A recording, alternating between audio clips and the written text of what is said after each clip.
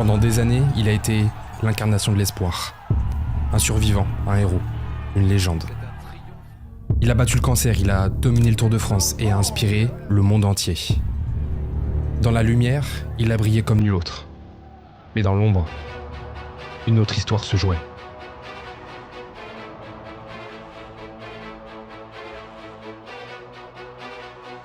This is where you have to race alone and Armstrong's gone. A big move by Lance. It's one of the great human stories, and it is a story of class.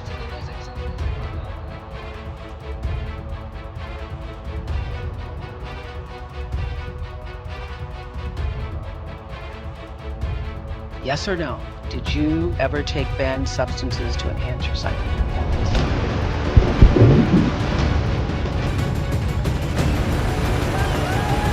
Oh, and Belocchi's gone down. Armstrong's off the road as well. If it can't be any clearer than I've never taken drugs.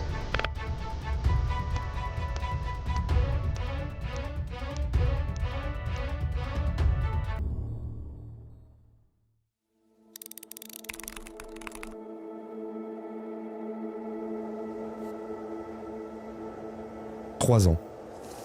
C'est l'âge qu'a Lance Gundersen lorsqu'il est abandonné par son père Eddie, qu'il ne reverra jamais de sa vie. Sa mère Linda, 20 ans à ce moment, l'élève alors seule pendant une courte période jusqu'à ce qu'elle rencontre cette même année Terry Armstrong, qui adoptera Lance et lui donnera le nom qu'on connaît tous, hérité de ce mariage et qui marquera l'histoire pour toujours. Lance est élevé sévèrement, brutalement même d'après ses mots. Plus qu'à la dure, son beau-père le bat pour un simple tiroir laissé ouvert. Ses relations avec lui sont donc mauvaises, et c'est le sport qui lui permet très tôt de s'éloigner de Terry, qui finit par se séparer de sa mère alors qu'il n'a que 15 ans. Comme tout gamin américain, il commence par essayer le football, le baseball, mais ces sports ne lui plaisent pas, il n'est pas assez coordonné. Sa mère lui conseille alors la natation, qui commence à 12 ans sans savoir nager. Il débute avec des gamins de 6 ans, il décrit ça comme quelque chose dont il avait honte, mais il s'accroche et progresse très rapidement. Il devient même meilleur que les autres. À côté de ça, Lance aime le vélo, aime la vitesse. C'est donc naturellement qu'il devient d'abord un très jeune champion de triathlon. Il décroche des titres et gagne même jusqu'à 20 000 $ par an alors qu'il n'est encore qu'un jeune adolescent. Ça n'est qu'un gamin, mais il concourt avec les meilleurs triathlètes du monde, montrant une personnalité bien spécifique au grand champion. Il veut être le meilleur dans tout ce qu'il entreprend, allant même jusqu'à falsifier son acte de naissance pour se donner quelques années de plus et avoir l'âge légal minimum pour participer à certaines courses. Il obtient également quelques titres lors de courses cyclistes locales, et à l'âge de 17 ans, une proposition va changer sa vie. Il est convié à intégrer un camp d'entraînement de 6 semaines avec l'équipe nationale junior de cyclisme. Il accepte et quitte son établissement scolaire sans diplôme pour commencer à écrire son histoire. Lance devient très rapidement un grand espoir du cyclisme américain et remporte notamment en 91 le titre de champion des États-Unis. Suite à ce titre, il intègre sa première équipe professionnelle en 92, Motorola. À l'époque, sa réputation n'est pas excellente. Gros caractère, il a tendance à refuser les consignes d'équipe, les ordres de son directeur sportif, et a du mal à se faire à son simple statut d'équipier et non leader de l'équipe. Il veut être sur le devant de la scène. La même année, il termine 14e à la course des Jeux Olympiques et devient l'année suivante, en 93, le plus jeune champion du monde sur route. Il n'a que 21 ans mais a déjà tous les traits d'un futur champion hors norme. Avant de passer à la suite, laissez-moi une petite minute pour vous parler d'un produit qui n'est ni dopant, ni dangereux pour votre corps, mais bien au contraire. Merci à la marque de boisson Oli pour leur collaboration sur cette vidéo. Si vous aimez les sodas et que vous avez envie de boire quelque chose de sain, Oli vous propose des boissons qui seront parfaites pour vous. Des boissons sans sucre, aux arômes naturels et pleines de vitamines. Vous avez le choix entre 3 gammes différentes. Les boissons énergisantes, sans taurine et avec de la caféine de qualité, les iced tea, toujours sans sucre et aux arômes naturels, et pour les plus sportifs, les boissons aux électrolytes, que je prends moi par exemple en rentrant après avoir couru. En plus de consommer des boissons saines, votre porte-monnaie vous remerciera. Avec un gros pot comme celui-ci, c'est 50 boissons d'un demi-litre que vous allez pouvoir consommer, et cela vous reviendra seulement à 80 centimes la boisson. Si vous voulez d'abord tester, Oli propose des packs découvertes, mixant différents goûts pour que vous trouviez celui qui vous plaît le plus. Donc n'hésitez pas, c'est un bon produit que je vous conseille et que je consommais d'ailleurs avant cette collaboration. Vous trouverez dans la description un lien ainsi qu'un code de réduction DEUF5 qui vous permettra de bénéficier de 5 € de réduction. Merci encore à Oli pour leur confiance.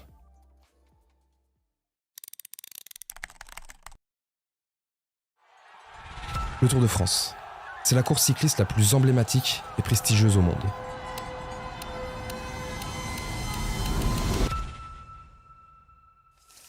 Le Tour figure parmi les plus grands événements sportifs internationaux, aux côtés des Jeux Olympiques, du Super Bowl ou encore de la Coupe du Monde de football. Chaque année, cet événement attire des centaines de millions de téléspectateurs à travers le globe. On le considère comme l'un des événements sportifs les plus durs du monde. 3500 km en 21 jours. Certains disent même que c'est comme courir un marathon chaque jour pendant 3 semaines. Le vainqueur du Tour de France est considéré comme le meilleur cycliste de la planète, une véritable légende de ce sport. Avant de décrocher le titre de champion du monde sur route, Armstrong fait ses débuts au Tour de France en 1993. Lors de cette première participation, il remporte une victoire d'étape à Verdun, mais est malheureusement contraint d'abandonner à la 12e étape. Il ne peut pas suivre. L'année suivante, en 1994, le scénario se répète. Après un début de course prometteur, il abandonne à la 15e étape. Il peine encore à rivaliser avec les meilleurs, que ce soit en montagne ou en contre-la-montre.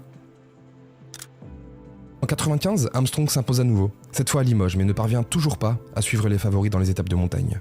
Cependant, il termine enfin son premier Tour de France à la 36e position.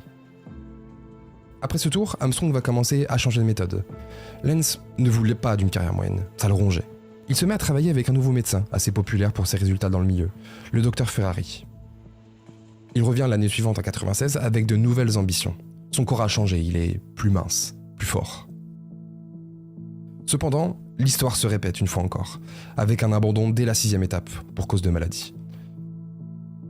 En parallèle de ses participations au Tour de France, où ses résultats restent encore inconstants, Armstrong s'impose avec brio sur plusieurs courses d'un jour ou à étapes, certes moins prestigieuses, mais où elle affiche une domination bien plus marquée.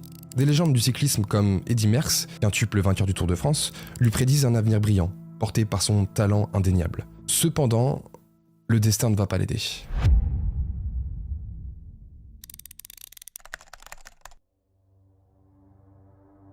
Voilà plusieurs mois que l'ancien champion du monde traîne une fatigue chronique et une douleur tracassante à un testicule, qui est d'ailleurs probablement la véritable raison de son abandon à son dernier Tour de France. Il n'est pas spécialement inquiété outre mesure, jusqu'au jour où il se met à cracher du sang. 3 mois après cet abandon lors de son dernier Tour de France, la vie de Lance Armstrong bascule. On Wednesday, October 2nd, I was diagnosed with testicular cancer. Le cancer, diagnostiqué tardivement, est déjà à un stade avancé, ayant commencé à se propager vers l'abdomen, les poumons et le cerveau. On parle ici d'un cancer de stade 4, le plus avancé. 15 ans auparavant, on mourait d'un cancer de stade 4. Realistically, what are his chances? With what Lance had, almost none. We told Lance initially 20 to 50% chance, mainly to give him hope. But with the kind of cancer he had, with the lung x-rays, the blood tests, almost no hope. Mais le Texan, avec l'accord de ses médecins, opte pour une chimiothérapie extrêmement agressive. Il subit également l'ablation d'un testicule et une intervention chirurgicale au cerveau. Et en l'espace de quelques mois à peine, Armstrong, à qui certains médecins ne donnaient plus que 6 mois à vivre, signe la plus belle victoire de sa vie. Il a vaincu le cancer. Et avec cette victoire, il a brisé les dernières barrières qui freinaient encore son ascension.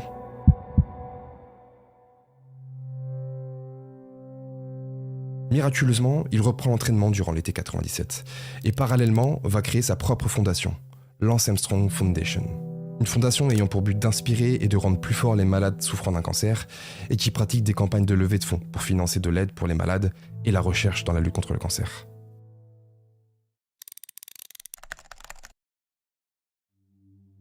Il n'a encore pas de cheveux, pas de sourcils, il semble frêle et a du mal à trouver une équipe professionnelle qui lui fasse confiance pour lui signer un nouveau contrat. Personne ne croit qu'il est capable de revenir au plus haut niveau après son cancer. Il vient d'être écarté pour ces raisons de l'équipe Cofidis et signe finalement chez US Postal en 1997, qui est la seule équipe qui veut bien de lui. Début mars 1998, il participe à la course en 8 étapes Paris-Nice, à laquelle il est incapable de poursuivre dès la 2e étape. Sa faiblesse physique le contraint à plus de patience. Il retourne aux États-Unis pour s'entraîner et ne participe pas au Tour de France de cette année. Un choix qui s'avère peut-être judicieux, car l'édition de 98 est marquée par l'un des premiers et plus grands scandales de dopage de l'histoire. Le 8 juillet à l'aube, la douane française interpelle Willy Voet, soigneur de l'équipe Festina, réputée la plus forte du monde à l'époque. Ce qui devait être un contrôle de routine aboutit à la fouille du véhicule. Willy Voet transporte près de 500 flacons de produits dopants et stupéfiants, EPO, amphétamines, hormones de croissance, testostérone, corticoïdes. Le soigneur est placé en garde à vue. S'ensuit une série de crises. L'équipe Festina est exclue du Tour, les coureurs se mettent en grève et certaines équipes complètes abandonnent étrangement la course, probablement pour fuir une potentielle enquête. Les analyses sanguines révèlent alors que 8 des 9 coureurs de Festina avaient recours à des injections d'EPO. L'EPO, pour faire simple, c'est une hormone qui stimule la fabrication de globules rouges dans le sang et qui permet grossièrement de mieux oxygéner le sang. L'EPO existe naturellement dans le corps, mais on peut également s'en injecter pour encore mieux oxygéner son sang. On dit que l'injection d'EPO peut booster les performances jusqu'à 10%. Pour vous donner un ordre de grandeur, dites-vous que la différence entre le premier du classement général et le dernier du Tour de France n'est que de 2 heures, sur une course de 100 heures. Cela ne fait que 2% d'écart. Alors imaginez un boost de 10%. C'est la popularisation de l'EPO qui a vraiment changé la dynamique autour de la consommation de substances qui améliorent les performances. C'est beaucoup trop puissant. On apprendra plus tard qu'une énorme majorité des coureurs de cette année, notamment l'intégralité du podium, consommaient des produits dopants. Mais ce que l'on retiendra de ce tour, c'est évidemment l'électrochoc Festina qui a mené à la création de l'Agence mondiale antidopage en 2000, à l'adoption du système de localisation des athlètes, le whereabouts, et à l'utilisation du passeport biologique. En tout cas à l'époque, Armstrong n'est pas encore là, et son équipe l'US Postal reste dans l'ombre durant ce tour. Malgré sa non-participation au Tour de France, Armstrong revient tout de même en Europe durant cette période, pour participer à quelques tours avec de nouvelles ambitions. Et son retour est fracassant. Il remporte le Tour de Luxembourg, un tour en Allemagne. Il termine aux portes du podium avec une solide 4e place au Tour des Pays-Bas ainsi qu'au Tour d'Espagne. Il rivalise avec les plus grands dans ce dernier et décrira plus tard cette performance comme étant la meilleure de sa carrière. La légende Lance Armstrong commence à s'écrire. L'homme qui est revenu d'entre les morts est plus en forme que jamais et est prêt à en découdre avec les meilleurs sur la plus grande course du monde. Et en même temps, le Tour de France cherche un nouveau départ après le scandale qu'il a traversé. Un tour de rédemption. À ce moment-là, on ne pensait pas alors que ça pouvait être pire.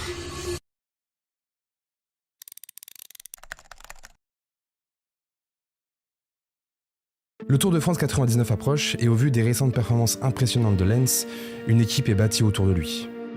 But the man doing great times out on the course, Phil, is Lance Armstrong. Wearing 181, he's got the fastest time at half distance. This could be. There's only 2 men behind him now. Armstrong is the leader and will have to wait.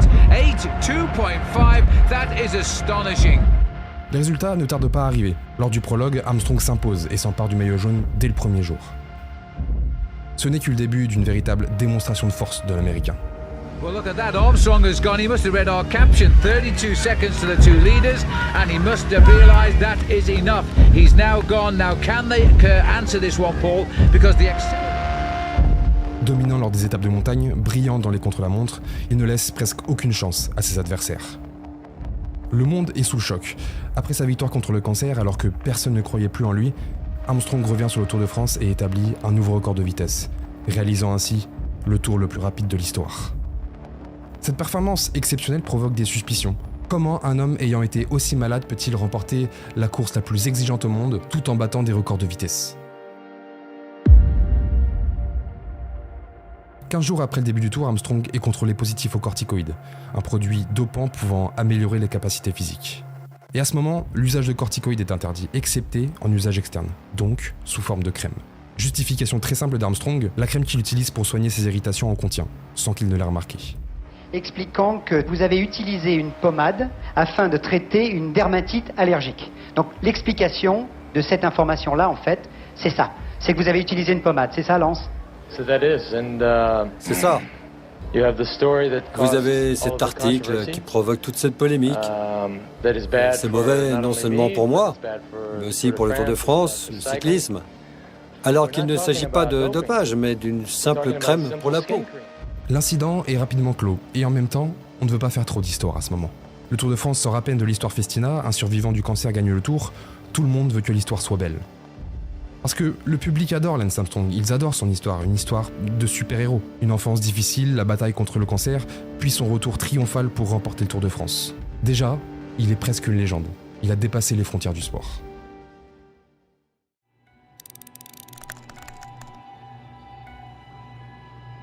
Après sa victoire sur la Grande Boucle, de nombreuses questions émergent. Que se serait-il passé si les grands favoris avaient été présents ? L'année passée, Jan Ullrich et Marco Pantani, les vainqueurs des 2 précédentes éditions, étaient absents. laissant ainsi à Armstrong un boulevard vers la victoire. Mais cette année, Armstrong, Ulrich et Pantani sont bien au rendez-vous. Remarkable. And look at this, Armstrong accelerating once again, and there's a gap now starting to appear between Lance Armstrong and Marco Pantani getting out of the... Mais Armstrong est trop fort. Pantani, malgré des victoires d'étape, finira loin, à la 28e place.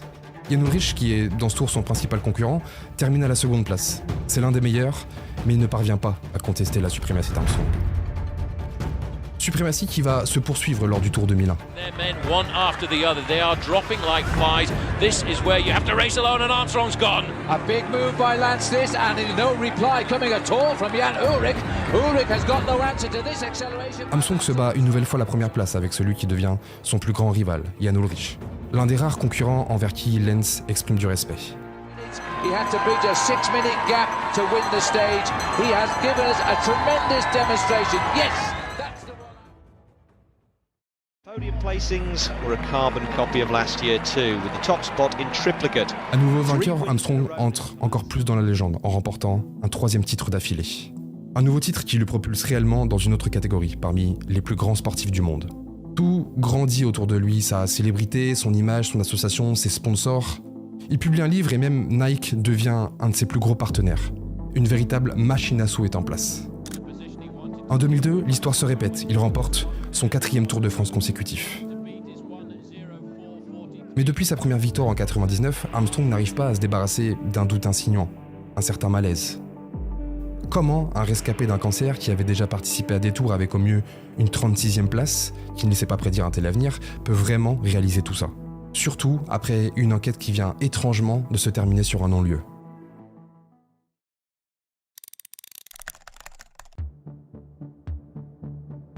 Le Tour de France et le cyclisme plus généralement a un passé qu'on pourrait dire tourmenté. Car on peut reconnaître qu'il y a eu, au moins dans le passé, une énorme culture du dopage dans ce sport. Ce sport si dur que l'on appelait ceux qui le pratiquaient les forçats de la route, pédalant parfois jusqu'à la nuit sur des routes bien moins praticables qu'aujourd'hui, endurant les pires supplices la plupart du temps, en échange de quelques sous seulement. Ils soulageaient alors leur douleur en piochant dans la boîte à pharmacie des produits plus ou moins éthiques. Éthiques qui étaient, dès le début, à géométrie variable. Salez la soupe.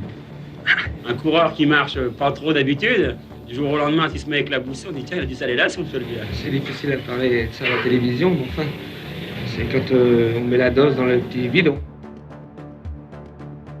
La lutte antidopage débute dans les années 60 et est très mal vue par les cyclistes qui se montrent hostiles à cette privation de liberté de consommer des produits qu'ils jugent utiles au vu de leurs efforts. Malgré ça, et le début des contrôles, le dopage continue et s'accélère même dans les années 70 et 80. L'utilisation d'anabolisants et de corticoïdes se généralise. C'est le début de l'omerta. Tout le monde sait, mais personne ne dit rien. Car si vous voulez vous aussi, en tant que cycliste, avoir votre chance, vous devez faire comme les autres, même si, à ce moment, vous pouviez encore rivaliser en roulant à l'eau claire, comme on dit. Mais dans les années 90, on assiste à un tournant. Les vitesses moyennes deviennent délirantes. Car un nouveau produit va complètement révolutionner le dopage, un produit indétectable, celui dont je vous ai parlé un peu plus tôt, le PO. Le seul moyen de coincer les consommateurs de PO, c'est de les prendre en flagrant délit, comme lors du scandale Festina. Et évidemment, Armstrong et son équipe US Postal vont être surveillés, chaque geste, chaque déplacement de lui ou d'un membre de son équipe. Le 18 juillet 2000, au matin, en plein Tour de France, des journalistes surveillent Lance et son équipe, et quelque chose d'assez étrange va se produire. Le médecin et le chiropracteur de l'équipe s'installent dans une voiture, mais ne partent pas au départ de l'étape du jour. Une voiture de journalistes les suivent pendant près d'une demi-heure jusqu'à une aire de repos, où les deux individus se débarrassent bizarrement de 5 sacs poubelles. Pourquoi faire 1h30 de route pour se débarrasser de 5 sacs poubelles? Les deux hommes quittent l'aire de repos et les journalistes ouvrent les sacs poubelles laissés sur place. À l'intérieur, pas moins de 160 emballages de seringues, des compresses tachées de sang, du matériel de perfusion, ainsi que des boîtes de médicaments vides. Toutefois, aucune contenant de l'EPO. 10 produits sur les 11 trouvés ne seraient que des produits de récupération, rien d'illégal. Mais le 11e leur est totalement inconnu. De l'actovégin. Les journalistes contactent plusieurs médecins, mais aucun d'entre eux n'est vraiment capable de dire ce qu'est l'actovégin. Ce produit est en réalité de l'extrait de sang de veau, injectable dans le sang humain. Au début, on considère que ce produit permet d'améliorer la circulation sanguine, et donc le transport d'oxygène. Finalement, après plusieurs avis de médecins, on va se rendre compte que ce produit seul ne sert pas à grand-chose. En tout cas que nous sommes très loin d'être sur un produit dopant. Mais par contre, que c'est un excellent complément à l'EPO. L'injection de PO diminue la viscosité du sang, et pour éviter de créer des caillots, il faut prendre de l'aspirine ou de l'actovégin, qui améliore la circulation sanguine. Le 18 octobre 2000, une lettre anonyme arrive sur le bureau du procureur de la République de Paris, révélant que des journalistes de France 3 disposent d'éléments démontrant l'existence de dopage au sein de l'équipe US Postal. Une enquête est alors ouverte. Les membres de l'équipe dont Armstrong sont convoqués pour être écoutés, mais étrangement, ceux-ci arrivent à passer à travers ces convocations et ne se présentent pas. Pourtant, une fois que l'affaire éclate médiatiquement, Armstrong US Postal affirme par exemple dans l'équipe en 2001 « Je suis accessible à tout le monde, à la justice. Je peux donner tout ce qu'elle veut, mon sang, mon urine, mes cheveux et je ne sais quoi d'autre. » De la pure communication, car en réalité, il n'a rien voulu donner de tout ça, et il va même se justifier plus tard en disant qu'il ne connaît pas l'Activo je ne sais quoi, qui jettent leurs produits et seringues qu'ils utilisent pour des produits légaux, loin des regards et des journalistes, pour éviter que des fouineurs scrutent leurs poubelles à l'hôtel à la recherche de preuves inexistantes. Cette enquête va durer 2 ans, je vous épargne beaucoup de détails, mais il y en a un qui reste essentiel. Des contrôles sont effectués sur l'urine d'Armstrong, conservée de 1999, sur 13 échantillons, comme il était énormément contrôlé. Et rien n'est trouvé, des urines clean, ultra clean même. À tel point qu'une idée folle germe dans l'esprit des médecins. Armstrong pourrait-il falsifier ses urines ? Quoi qu'il en soit, personne ne parviendra à apporter de preuves solides de dopage au sein de l'équipe US Postal. Et sans réelle preuve, l'enquête se clôture sur un non-lieu.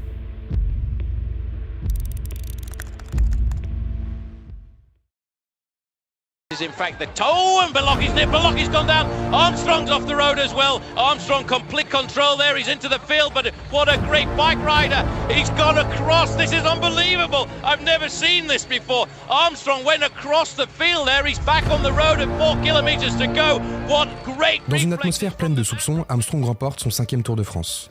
Le plus serré jusqu'à maintenant, car il ne le remporte qu'avec 1 minute et 1 seconde d'avance sur son rival de toujours, Jan Ullrich. Lance, how does it feel? Number 5? Oh, excellent. Tiring, but excellent. En parallèle, et malgré tous les soupçons qui planent autour de lui, la marque Armstrong continue de prendre.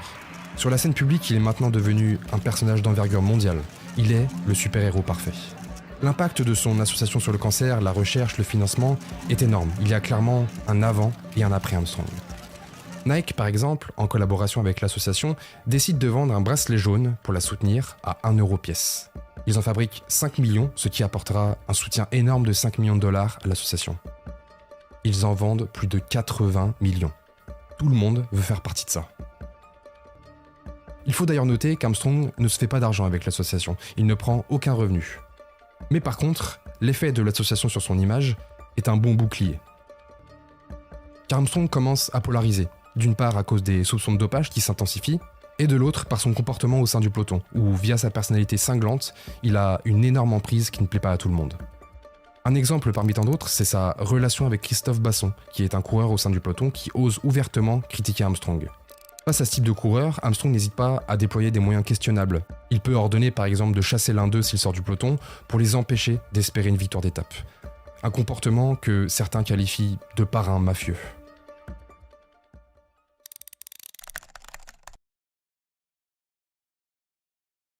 Le 15 juin 2004, juste avant le tour, une bombe éclate. 2 journalistes sportifs, Pierre Ballester et David Walsh, publient le livre L.A. Confidentiel, les secrets de Lance Armstrong. Par où commencer ? Le livre dévoile le soi-disant système de dopage complexe mis en place par Armstrong pour dominer le monde du cyclisme. Les auteurs s'appuient sur des témoignages de proches, comme celui d'Emma O'Reilly, une ancienne soigneuse de l'équipe qui raconte comment Armstrong dissimulait les marques d'injection avec du maquillage et qui transportait des substances dopantes en secret. Dans ce livre, Armstrong y est décrit comme un leader impitoyable, utilisant des menaces de poursuite pour intimider quiconque le soupçonnait et manipulant coéquipiers, médecins et instances officielles. Le livre aborde également sa relation avec le Dr Ferrari, qu'il a toujours essayé de cacher. La raison ? Le Dr Ferrari est un médecin connu dans le milieu, mais très décrié. Décrié pour des histoires de dopage à l'EPO lorsqu'il était médecin d'une équipe cycliste au début des années 90. On apprend notamment qu'il aurait conçu des protocoles de dopage pour Armstrong, comme l'utilisation de microdoses de PO, pour que le taux de globules rouges dans le sang, qu'on appelle l'hématocrite, ne soit pas trop élevé, et donc pour éviter les contrôles positifs. Pour un homme, un taux d'hématocrite normal est de 40 à 50%. Avant les années 2000, aucun test n'existe pour détecter les injections de PO. L'Union du cyclisme international fixe alors un seuil d'hématocrite maximal à ne pas dépasser de 50%. Ce qui justifierait pourquoi Armstrong ne s'injecte que des microdoses de PO, pour ne pas dépasser un taux d'hématocrite de 50%. Autre manière d'éviter les contrôles positifs, les transfusions sanguines. En amont, Armstrong et les membres de son équipe auraient eu recours à des prélèvements sanguins qu'ils conservaient soigneusement pour se le réinjecter durant les courses, afin d'avoir du sang optimal, avec une qualité et une quantité de globules rouges plus élevées. Le sang peut être encore de meilleure qualité s'il est prélevé en altitude.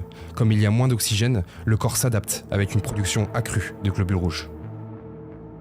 Le livre laisse entendre que l'UCI et d'autres organismes pouvaient être complaisants envers Armstrong en raison de sa popularité et de l'impact économique de ses victoires sur le Tour. Encore cette fameuse omerta. Tout le monde sait, mais personne ne dit rien, car c'est dans l'intérêt de tout le monde. En tout cas, comme je vous l'ai dit, le livre fait l'effet d'une bombe, mais divise l'opinion publique. Toutes ces accusations précises, étayées par des témoignages directs, rendent le livre difficile à ignorer. Une scène clé de ce livre, abordée dès l'introduction, remonte à la fin du mois d'octobre 1996, alors que Lance était en pleine bataille contre son cancer à l'hôpital.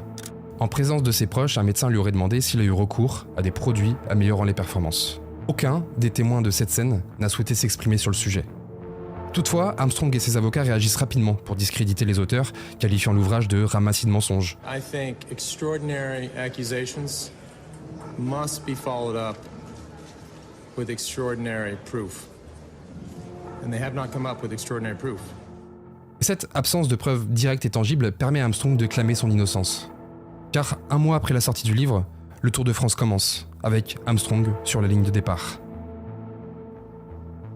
Et rien ne change, car il remporte son 6e Tour de France.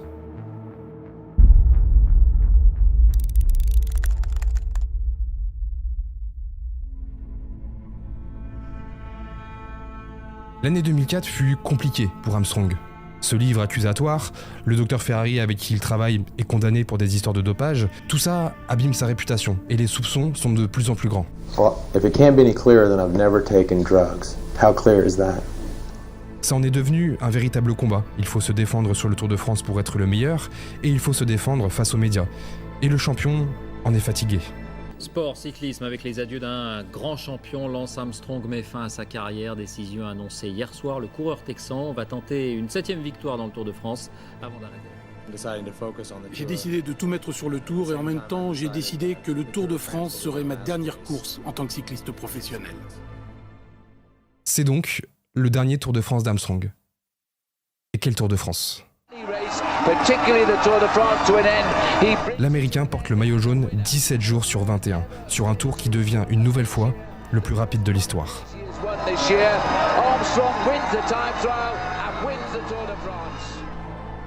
And it was onto the podium for the last time in his career. He'll never see Paris from this vantage point again, and Paris will never see anything like him for the first time in Tour history.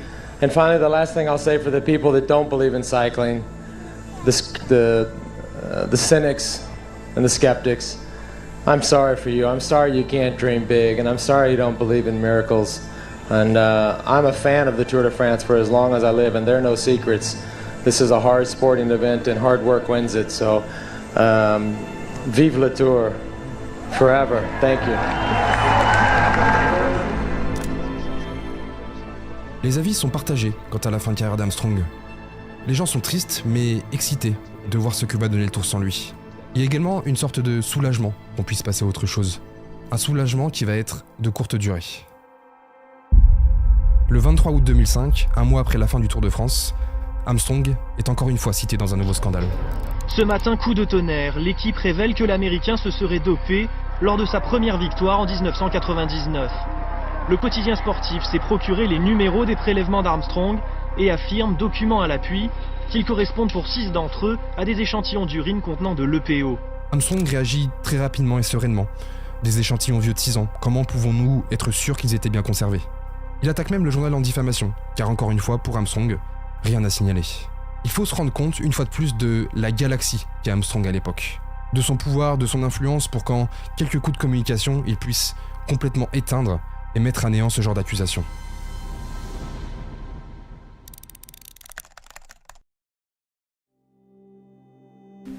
Hey everybody. I know there's been a lot of reports in the media today about a possible return to racing. I just want to let you know that after long talks with my kids, the rest of my family, a close group of friends, I have decided to return to professional cycling in 2009. Le 10 septembre 2008, 3 ans après sa retraite, Armstrong annonce qu'il sera de retour en 2009. coup d'envoi après-demain du Tour de France. Ça y est, 41 Français engagés et une attraction, Lance Armstrong, arrivé aujourd'hui à Monaco, point de départ du Tour. Il concentre toute l'attention. Peut-on gagner à presque 38 ans? S'interroge justement sur Lance Armstrong. Quel rôle va-t-il jouer sur la grande boucle 4 ans après sa dernière participation? Il sera en tout cas particulièrement observé et surveillé. Son retour fait évidemment beaucoup de bruit. Certains sont ravis, d'autres restent méfiants. Il me semble quand même un peu pas dire dopé, mais enfin suralimenté. Il met le turbo trop souvent et ça me semble un peu bizarre. Pour tenter d'éteindre les rumeurs de dopage, le président de l'Agence française de lutte contre le dopage, Pierre Bordry, propose à Lance Armstrong une nouvelle analyse des échantillons prétendument positifs à l'EPO dans le scandale de 2005. Armstrong décline, tenant fermement sa position. Les échantillons n'ont pas été conservés correctement. With Contador slated to set off last for Astana, Armstrong gambled on going early and intimidating the rest of the field with a fast time. Well, quite a round of applause as he went down that ramp and now settles in. We'll know pretty quickly, or he'll know pretty quickly, how well he's going. The USA flag is on the left. Lance Armstrong is back in the Tour de France. Malgré son âge, Armstrong prend le départ du Tour de France 2009 et répond présent dès le début. Dès la 3e étape, il accède déjà à la 3e place du classement général. Le lendemain, il frôle même le maillot jaune, à seulement 22 centièmes de Fabian Cancellara, leader du Tour. Tout au long de la course, il se bat parmi les meilleurs, Contador, Wiggins, les frères Schleck, sans toutefois réussir à s'imposer avec la même domination qu'autrefois. À 38 ans, malgré une forme impressionnante, il termine en 3e position et échoue dans sa quête d'un 8e sacre.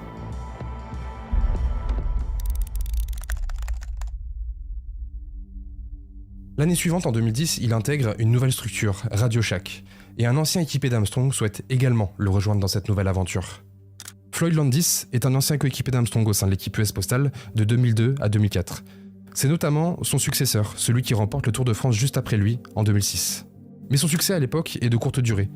Coup de tonnerre sur le Tour de France qui vient de s'achever. Le vainqueur, l'Américain Floyd Landis, a fait l'objet d'un contrôle antidopage positif à l'issue de la 17e étape à Morzine. Quelques jours après sa victoire, scandale, il est contrôlé positif à la testostérone. Malgré sa défense, il fut condamné à 2 ans de suspension. Et en 2010, alors qu'il souhaitait faire son retour dans la même équipe qu'Armstrong, celui-ci fait tout pour lui barrer l'accès. Pas de dopé condamné à mes côtés. Sans le savoir, il vient peut-être de faire sa plus grosse erreur.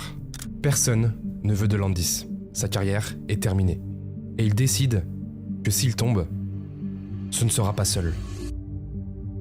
Il envoie un mail au directeur de la Fédération américaine de cyclisme dans lequel il accuse Armstrong et l'équipe US Postal d'avoir instauré un programme de dopage de grande envergure, qu'il est à la base de tout et que c'est lui qui l'a initié aux produits dopants. Il explique en détail comment les membres de l'équipe se dopaient, comment ils se fournissaient en EPO et comment Armstrong aurait personnellement organisé et financé ce système, incitant ses coéquipiers à se doper pour garantir des victoires. You're saying Lance Armstrong is a liar?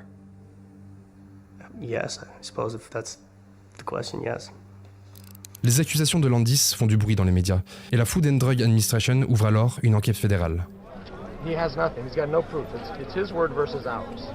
We like our word. We like where we stand. We like our credibility. Malgré tout ça, l'histoire d'Armstrong dans le cyclisme n'est pas encore terminée. Il se lance dans le Tour de France 2010, quelques mois plus tard avec une annonce claire. Cette fois, ce sera la dernière. Sa dernière chance de briller sur la grande boucle. Look at the face of Lance Armstrong. He's in this for a serious race. Hits the line, drops into third. Armstrong commence bien, se plaçant à la 4e place lors du prologue, mais les complications arrivent vite. Les premiers sont passés depuis 10 minutes déjà, et voici seulement Lance Armstrong, comme on l'a rarement vu. Dépité, irrémédiablement lâché. Armstrong, pied à terre. L'Américain a chuté 3 fois cet après-midi. Il termine 61e de l'étape, à près de 12 minutes du vainqueur. Avec un tel retard, le rêve de victoire finale s'éloigne presque irrémédiablement. Sur le reste de la course, il peine à suivre les meilleurs, souvent décrochés dans les étapes décisives.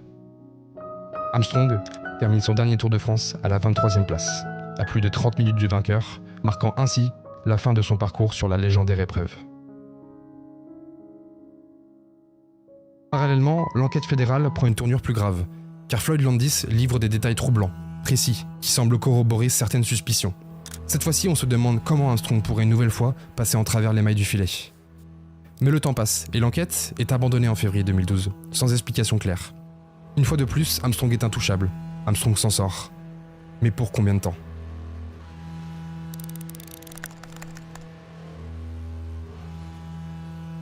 Toujours cette sensation, toujours ce sentiment qu'on ne peut pas toucher à Armstrong. L'icône est trop grande.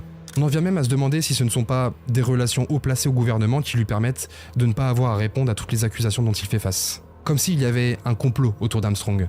Sauf que l'enquête fédérale est abandonnée, mais reprise par l'USADA, l'agence américaine antidopage. Et c'est son directeur en personne, Travis Tygart, qui décide de poursuivre l'enquête. Tygart, à ce moment, est déterminé. Son but, c'est de rendre clean le cyclisme. Et ça ne va pas louper. Dans l'actualité également, Lance Armstrong se pensait sorti d'affaires. Il est rattrapé par les accusations de dopage. L'agence américaine chargée du dossier parle même de preuves. 4 mois plus tard, le 13 juin 2012, l'USADA publie un rapport de 1000 pages contenant des témoignages, des analyses scientifiques et des documents financiers.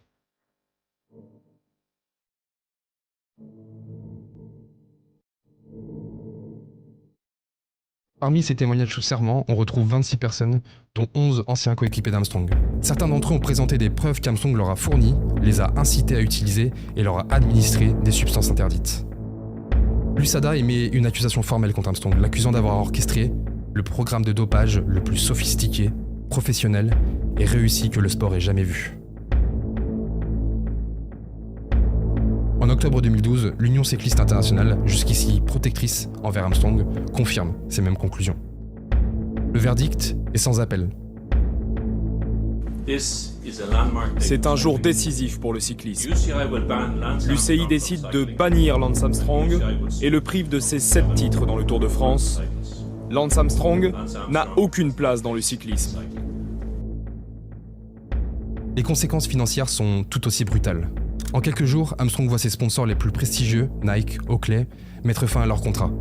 Ces ruptures de partenariat coûtent à Armstrong des dizaines de millions de dollars. Il n'est plus le vainqueur officiel d'aucun Tour de France. Il doit donc rembourser la moindre prime qu'il a pu toucher comme récompense. Sa fondation se voit elle aussi affectée. Il démissionne de son poste de directeur et se retire du conseil d'administration. En dépit de son refus de reconnaître la moindre accusation, la légende Armstrong s'effondre.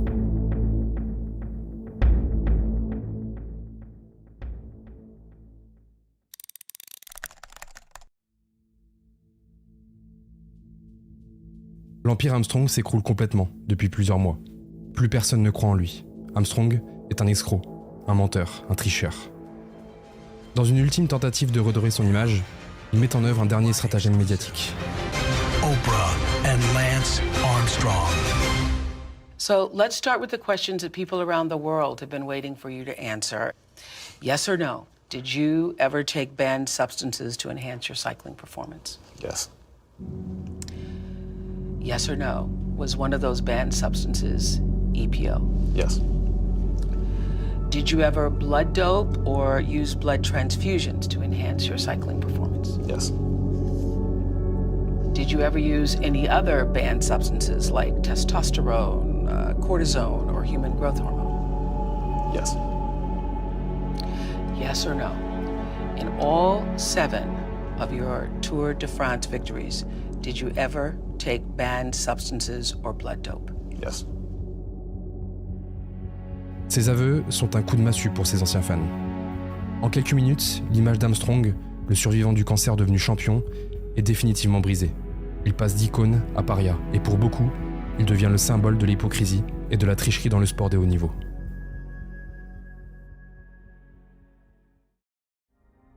Plus d'une décennie après le scandale, les avis sont toujours mitigés sur Armstrong, et des questions demeurent. Aurait-il pu réaliser tout ça sans tricher ? Dans une époque où le dopage gangrénait le cyclisme, il était un peu l'arbre qui cachait la forêt. On pourrait imaginer que, sans cette tricherie généralisée, il aurait tout de même brillé.